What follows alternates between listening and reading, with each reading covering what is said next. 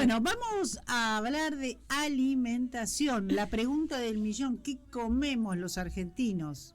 Hoy vamos a hablar esto, ¿qué comemos los argentinos? Sí. Y las estadísticas, los datos, todo surge de un análisis que se obtiene a partir de la última encuesta nacional de gastos en los hogares. Sí. La última estadística que tenemos es del 2017-2018.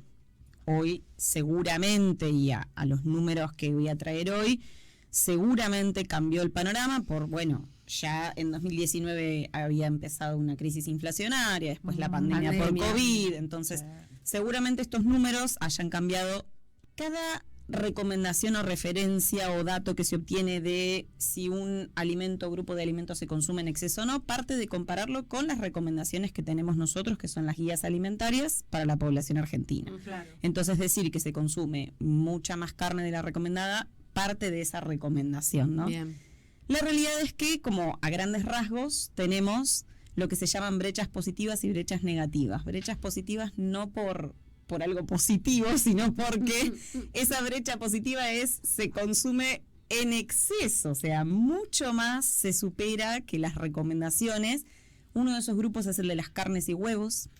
Ajá. Se consume mucho más carne de la recomendada. Si bien hay un patrón que está como bastante generalizado, lo mismo el consumo de productos ultraprocesados.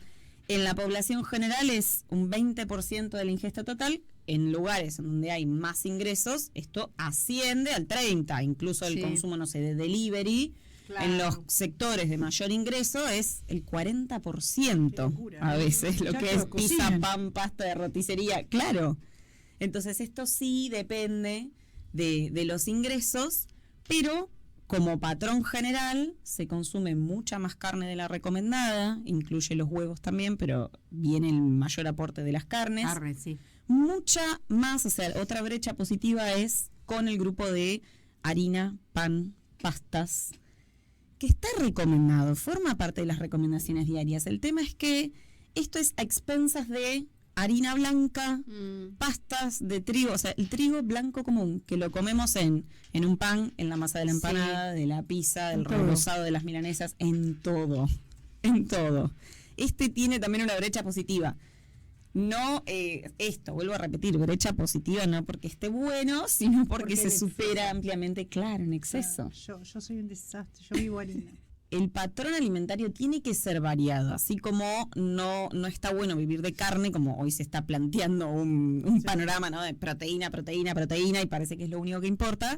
Tampoco vivimos solo de verduras, pero en realidad en la mayoría de la población las verduras es uno de los grupos que tiene la brecha negativa. Siempre pobre las por verduras. Defecto no se llega, ni siquiera un tercio de la población llega a la cantidad Al mínima consumo, sí. recomendada. Sí. Mínima, ¿no? Sí, O sea, sí. Verduras se comen 8 verduras en total, incluyendo la papa. La papa, te iba a decir. De este lugar, porque también el consumo de alimentos envasados o productos ultraprocesados crece a medida que pasan los años, y en realidad son mucho más caros que los alimentos, o sea, que la fruta, que la verdura. Sí, es verdad que todavía hay que seguir trabajando en políticas públicas para que se mejore la accesibilidad, la disponibilidad. Es verdad, muchas veces, que para mí no tiene sentido, ¿no?, que esté más barata una gaseosa que un agua mineral. O sea, no tiene sentido alguno que en algún lugar vos estés y que te pueda salir más barato comprarte un jugo o comprarte un agua. Eso es cierto y lo percibí. Se consumen 8 verduras, 5 frutas. Banana, manzana, naranja, limón y mandarina. Esas son como las más populares. Entonces tenemos brecha negativa en frutas, en verduras, se consumen menos, un tercio de la cantidad mínima recomendada. Solo un tercio de los hogares comen una fruta por día.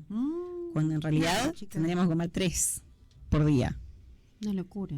Otro de los grupos alimentarios que tienen brecha negativa son los lácteos, que se consumen mucho menos de lo que son las porciones recomendadas, que acá es el único que yo pondría un paréntesis porque digo, bueno, el consumo de lácteos o no está bastante cuestionado, el calcio lo podemos obtener de alimentos vegetales también, entonces ahí es como un pequeño asterisco, ¿no?, decir, bueno, es lo único que se podría llegar a revisar. Después del grupo de grasas, aceites, frutos secos y semillas, si bien se cubre con la recomendación, es solo a expensas del aceite de girasol. Sí. Se consumen menos de 100 gramos de frutos secos al año. por persona y 80 kilos de carne. Entonces, solo cuentan, creo, las nueces del pan dulce de fin de año y ahí se terminó todo el consumo de frutos secos. Siquiera, porque yo se la saco. Hay gente que no le gusta, claro. Ay, gracias. Ay, Gracias. Nos vemos el viernes que viene. Nos vemos el viernes. Allí pasaba la columna de nutrición con Dayana Matos.